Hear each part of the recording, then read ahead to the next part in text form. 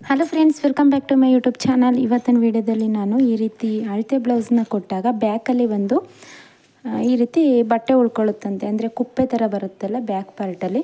So ಆ ರೀತಿ ಬರುತ್ತಂತೆ ಇದು ಬ್ಲೌಸು. ಎರಡೂ ಸೈಡ್ ಕೂಡ ಅದೇ ರೀತಿ ಬರುತ್ತೆ ಮತ್ತು ಶೋಲ್ಡರ್ ಡ್ರಾಪ್ ಕೂಡ ಆಗ್ತದೆ ಅಂತೆ. ಇದಕ್ಕೆ ಏನು ಕಾರಣ, ಹಾಗೆಯೇ ಅದು ಆಗದೇ ಇರೋ ರೀತಿ ಹೇಗೆ ನಾವು ಕಟ್ ಮಾಡಬೇಕು ಅಂತ ಈ ವಿಡಿಯೋದಲ್ಲಿ ತೋರಿಸ್ತಾ ಇದ್ದೀನಿ. ವಿಡಿಯೋನ ಎಲ್ಲೂ ಕೂಡ ಸ್ಕಿಪ್ ಮಾಡದೆ ನೋಡಿ.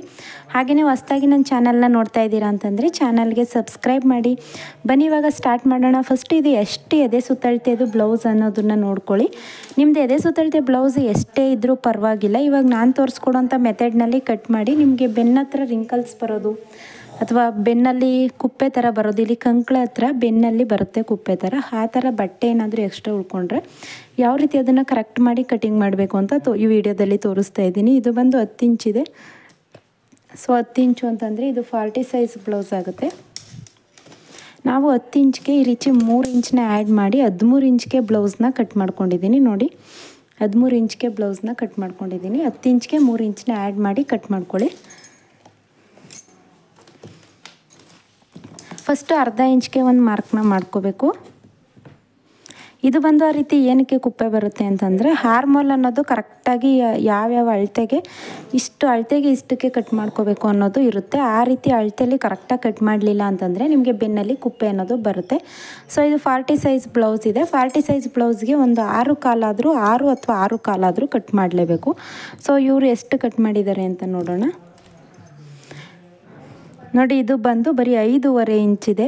ಸೊ ಈ ರೀತಿ ಆದಾಗಲೇ ಬರೀ 5.5 ಇಂಚಿದ್ರೆ ನಿಮಗೆ ಶೋಲ್ಡರ್ ಡ್ರಾಪ್ ಕೂಡ ಆಗುತ್ತೆ. ಹಾಗೆಯೇ ಇಲ್ಲಿ ಇವಾಗ ಇದು ಕಟಿಂಗ್ ಮಾಡಲಿಲ್ಲ ಅಂತಂದರೆ ಎಕ್ಸ್ಟ್ರಾ ಬಟ್ಟೆ ಉಳ್ಕೊಳ್ಳುತ್ತೆ ಅಲ್ವಾ, ಅದು ನಿಮಗೆ ರಿಂಕಲ್ಸು ಕೂಡ ಆಗುತ್ತೆ. ಅಷ್ಟೇ ಮೇಯ್ನ್ ಕಾರಣ ಬಂದು ಹಾರ್ಮೋಲ್ ಅನ್ನೋದು ಕರೆಕ್ಟಾಗಿ ಕಟಿಂಗ್ ಮಾಡಲಿಲ್ಲ ಅಂತಂದರೆ. ಸೊ ಇವಾಗ ಬಂದು ನಾನು ಕರೆಕ್ಟಾಗಿ ಅದನ್ನು ಯಾವ ರೀತಿ ಕಟ್ ಮಾಡಿ ತೋರಿಸ್ತೀನಿ ನೋಡಿ. ಫಸ್ಟು ಬೆನ್ನಿನ ಉದ್ದ ತಗೊಳ್ಳೋಣ. ಉದ್ದನೂ ಕೂಡ ಒಂದು ಅರ್ಧ ಇಂಚ್ ಎಕ್ಸ್ಟ್ರಾ ಬೇಕಂತೆ, ಅದಕ್ಕೆ ಅರ್ಧ ಇಂಚು ಎಕ್ಸ್ಟ್ರಾ ಮಾರ್ಕ್ ಮಾಡ್ಕೊಂಡಿದ್ದೀನಿ. ಮಾರ್ಕ್ ಮಾಡ್ಕೊಂಡಾದಮೇಲೆ ಈ ರೀತಿ ಸ್ಟ್ರೈಟಾಗಿ ಇಟ್ಕೊಳ್ಳಿ. ಸ್ಟ್ರೈಟಾಗಿಟ್ಟು ಒಂದು ಮಾರ್ಕ್ ಮಾಡ್ಕೊಳ್ಳಿ. ಅದಕ್ಕಿಂತ ಅರ್ಧ ಇಂಚ್ ಎಕ್ಸ್ಟ್ರಾ ಮಾರ್ಕ್ ಮಾಡ್ಕೊಳ್ಳಿ. ಯಾಕಂದರೆ ಭುಜ ಅಟ್ಯಾಚ್ ಮಾಡೋದಕ್ಕೆ ಅರ್ಧ ಇಂಚ್ ಬೇಕಲ್ವ, ಹಾಗಾಗಿ ಅರ್ಧ ಇಂಚ್ ಎಕ್ಸ್ಟ್ರಾನ ಮಾರ್ಕ್ ಮಾಡ್ಕೊತಾ ಇದ್ದೀನಿ. ಇದಾದಮೇಲೆ ಇಲ್ಲೂ ಕೂಡ ಸ್ಟ್ರೈಟ್ ಲೈನ್ ಹಾಕ್ಕೊಳ್ಳಿ. ಸೊ ಇದಾದಮೇಲೆ ಡೀಪ್ ಎಷ್ಟಿದೆ ಅನ್ನೋದನ್ನು ನೋಡಿ ಮಾರ್ಕ್ ಮಾಡ್ಕೋಬೇಕು. ನೀವು ಡೀಪ್ ಮಾಡ್ಕೋಬೇಕು ಅಂದ್ರೂ ಕೂಡ ಅಷ್ಟೇ ಅರ್ಧ ಇಂಚ್ ಎಕ್ಸ್ಟ್ರಾ ಮಾರ್ಕ್ ಮಾಡ್ಕೊಂಡಿರ್ತೀರಲ್ವ, ಅದ್ರ ಮೇಲ್ಗಡೆಯಿಂದನೇ ಮಾಡಬೇಕು. ಯಾಕಂದರೆ ಇಲ್ಲಾಂದರೆ ಡೀಪು ಜಾಸ್ತಿ ಆಗುವಂಥ ಸಾಧ್ಯತೆ ಇರುತ್ತೆ. ಹಾಗಾಗಿ ಅದೇ ಥರನೇ ಮಾಡಬೇಕು ನೀವು. ಸೊ ಇಲ್ಲಿ ನೋಡಿ, ಇಲ್ಲಿಂದ ಇಟ್ಟು ಈ ರೀತಿ ಮಾರ್ಕ್ ಮಾಡ್ಕೊಳ್ಳಿ. ಆವಾಗ 1/4 ಇಂಚು ಮೇಲ್ಗಡೆ ಮಾರ್ಕ್ ಮಾಡ್ಕೊಳ್ಳಿ. ಆವಾಗ ಡೀಪ್ ಕೂಡ ಕರೆಕ್ಟಾಗಿ ಸಿಗುತ್ತೆ ನಿಮಗೆ. ಸೊ ಇದಾದಮೇಲೆ ನಾವು 2/4 ಇಂಚ್ಗೆ ನೆಕ್ ವಿಡ್ತ್ನ ತೊಗೊಂಡಿದ್ದೀನಿ. ಯಾಕಂದರೆ ಡೀಪ್ ಅನ್ನೋದು ಜಾಸ್ತಿ ಇದೆ ಅಲ್ವಾ, ಹಾಗಾಗಿ ನೆಕ್ ವಿಡ್ತ್ನ ಕಡಿಮೆ ಮಾಡಿ. ಸೊ 2/4 ಇಂಚ್ಗೆ ನೆಕ್ ವಿಡ್ತ್ ತೊಗೊಂಡಿದ್ದೀನಿ. ಇದು ಬಂದು 3/4 ಇಂಚ್ಗೆ ತಗೋತಾ ಇದ್ದೀನಿ. 3.5 ಇಂಚ್ವರೆಗೂ ಕೂಡ ನೀವು ಬೇಕು ಅಂತಂದರೆ ತಗೋಬೋದು, ಯಾವುದೇ ಪ್ರಾಬ್ಲಮ್ ಇಲ್ಲ. ಇವಾಗ ಹಾರ್ಮೋಲ್ ಬಂದು 6/4 ಇಂಚ್ಗೆ ತಗೋತಾ ಇದ್ದೀನಿ. 6/4 ಇಂಚ್ಗೆ ಮಾರ್ಕ್ ಮಾಡ್ಕೊಳ್ಳಿ. ಸೊ ಈ ರೀತಿ 6/4 ಇಂಚ್ಗೆ ಮಾರ್ಕ್ ಮಾಡ್ಕೊಂಡಾದಮೇಲೆ ಈ ಸೈಡ್ ಕೂಡ 6/4 ಇಂಚ್ಗೆ, ಎರಡೂ ಸೈಡ್ ಕೂಡ 6/4 ಇಂಚ್ಗೆ ಎಕ್ಸ್ಟ್ರಾ ನೀವು ಈ ರೀತಿ ಹಾರ್ಮೋಲ್ನ ಕಟ್ ಮಾಡೋದ್ರಿಂದ ನಿಮ್ಗೆ ಯಾವುದೇ ರೀತಿ ರಿಂಕಲ್ಸ್ ಅನ್ನೋದು ಬರೋದಿಲ್ಲ. ಇದು ಬ್ಯಾಕ್ ಸೈಡ್ ಆಗಿರೋದ್ರಿಂದ 1 ಇಂಚ್ಗೆ ಮಾರ್ಕ್ ಮಾಡ್ಕೊಳ್ಳಿ. ಈ ರೀತಿ ರೌಂಡ್ ಶೇಪ್ ಅನ್ನೋದನ್ನು ಕೊಡಿ. ಸೊ ರೌಂಡ್ ಶೇಪ್ ಕೊಡಲಿಕ್ಕೆ ಗೊತ್ತಾಗಲಿಲ್ಲ ಅಂತಂದ್ರೂ ಕೂಡ ನಾನು ತೋರಿಸ್ಕೊಡ್ತೀನಿ ಯಾವ ರೀತಿ ಅಂತ ನೋಡಿ. ಇವಾಗ ಬ್ಯಾಕ್ ಪಾರ್ಟ್ ಆಗಿರೋದ್ರಿಂದ 10 ಇಂಚ್ಗೆ ಮಾರ್ಕ್ ಮಾಡ್ಕೊತಾ ಇದ್ದೀನಿ ಅಲ್ವಾ. ಇದ್ರ 2 ಮಧ್ಯಕ್ಕೊಂದು ಮಾರ್ಕ್ ಮಾಡ್ಕೊಳ್ಳಿ. ಇದ್ರ 2 ಮಧ್ಯಕ್ಕೊಂದು ಮಾರ್ಕ್ ಮಾಡ್ಕೊಂಡು ಈ ರೀತಿ ಶೇಪ್ ಕೊಡಿ. ಅಷ್ಟೇ, ಬ್ಯಾಕ್ ಪಾರ್ಟ್ದು ಶೇಪ್ ಅನ್ನೋದು ರೆಡಿಯಾಗಿ ಹೋಗುತ್ತೆ. ಇದಾದಮೇಲೆ ಆಲ್ರೆಡಿ ನಾವು ಡೀಪ್ಗೆ ಮಾರ್ಕ್ ಮಾಡ್ಕೊಂಡಿದ್ದೀವಿ ಅಲ್ವಾ, ಅದನ್ನು ಜಾಯಿಂಟ್ ಮಾಡ್ಕೋಬೇಕು. ಸೊ ಇಲ್ಲಿ ಬಂದು 2/4 ಇಂಚಿದೆ. ಇಲ್ಲಿ ಬಂದು ನಾವು 2/4 ಇಂಚನ್ನ ತಗೋಬೇಕು. ಅರ್ಧ ಇಂಚ್ ಎಕ್ಸ್ಟ್ರಾ ತಗೊಂಡು ಜಾಯಿಂಟ್ ಅನ್ನೋದನ್ನು ಮಾಡ್ಕೊಳ್ಳಿ. ಈ ರೀತಿ ರೌಂಡ್ ಶೇಪ್ ಅನ್ನೋದನ್ನು ಕೊಡಿ. ಇದಾದಮೇಲೆ ಸೊಂಟದ ಸುತ್ತಳತೆ ಬಂದು ಅವ್ರದ್ದು 32 ಇಂಚಿದೆ. ಹಂಗಾಗಿ 8 ಇಂಚ್ಗೆ ಮಾರ್ಕ್ ಮಾಡ್ಕೋತಾ ಇದ್ದೀನಿ. 1 ಇಂಚು ಎಕ್ಸ್ಟ್ರಾನ ಮಾರ್ಕ್ ಮಾಡ್ಕೊಳ್ಳಿ, ಬ್ಯಾಕ್ ಡಾಟ್ಗೆ ಬೇಕಲ್ವ ಅದಕ್ಕೋಸ್ಕರ. ಸೊ ಈ ರೀತಿ ಎರಡನ್ನೂ ಕೂಡ ಜಾಯಿಂಟ್ ಮಾಡಿ. ಇದಾದಮೇಲೆ ಬ್ಯಾಕ್ ಡಾಟ್ ಬಂದು ಡೀಪ್ ಎಷ್ಟಿರುತ್ತೆ ಅದರಿಂದ ಕೆಳಗಡೆಗೆ ನಿಮಗೆ ಬ್ಯಾಕ್ ಡಾಟ್ ಬರಬೇಕು. ಹಾಗಾಗಿ 3.5 ಇಂಚ್ಗೆ ಮಾರ್ಕ್ ಮಾಡ್ಕೋತಾ ಇದ್ದೀನಿ.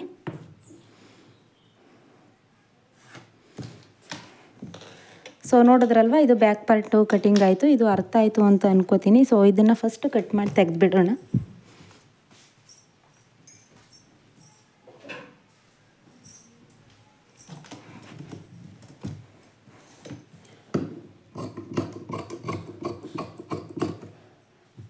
ಇದಾದಮೇಲೆ ಇವಾಗ ಫ್ರಂಟ್ ಪಾರ್ಟ್ ಯಾವ ರೀತಿ ಕಟ್ ಮಾಡೋದು ಅಂತ ತೋರಿಸ್ತೀನಿ. ಇದರಲ್ಲಿ ಏನೇ ರೀತಿ ಡೌಟ್ಸ್ ಇದ್ದರೂ ಕೂಡ ನನಗೆ ಕಮೆಂಟ್ ಮಾಡಿ ತಿಳಿಸಿ.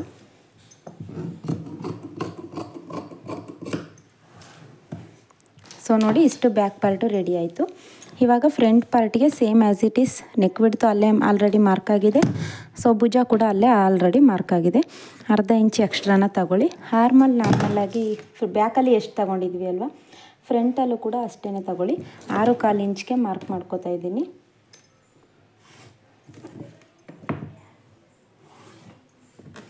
ಸೊ ಬ್ಯಾಕಲ್ಲಿ 1 ಇಂಚ್ಗೆ ಮಾರ್ಕ್ ಮಾಡ್ಕೊಂಡಿದ್ವಿ ಅಲ್ವಾ, ಫ್ರಂಟಲ್ಲಿ ಅರ್ಧ ಇಂಚ್ಗೆ ಸಾಕು. ಅರ್ಧ ಇಂಚ್ಗೆ ಮಾರ್ಕ್ ಮಾಡಿಕೊಂಡು ಈ ರೀತಿ ರೌಂಡ್ ಶೇಪ್ ಅನ್ನೋದನ್ನು ಕೊಡಿ. ಯಾಕಂದರೆ ಜಾಸ್ತಿ ಇತ್ತು ಅಂತಂದರೆ ನೀವು ಜಾಸ್ತಿ ಕೊಟ್ಟಷ್ಟು ನಿಮಗೆ ರಿಂಕಲ್ಸ್ ಅನ್ನೋದು ಬರುತ್ತೆ. ಸೊ ಫ್ರಂಟ್ ಡೀಪ್ ಎಷ್ಟಿದೆ ಅನ್ನೋದನ್ನು ನೋಡ್ಕೋಬೇಕು.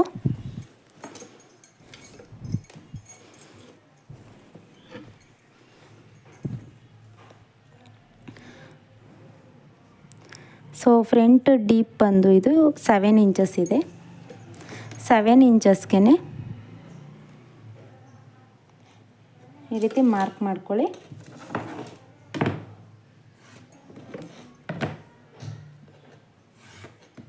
ಸೊ ಈ ರೀತಿ ರೌಂಡ್ ಶೇಪ್ ಅನ್ನೋದನ್ನು ಕೊಡಿ.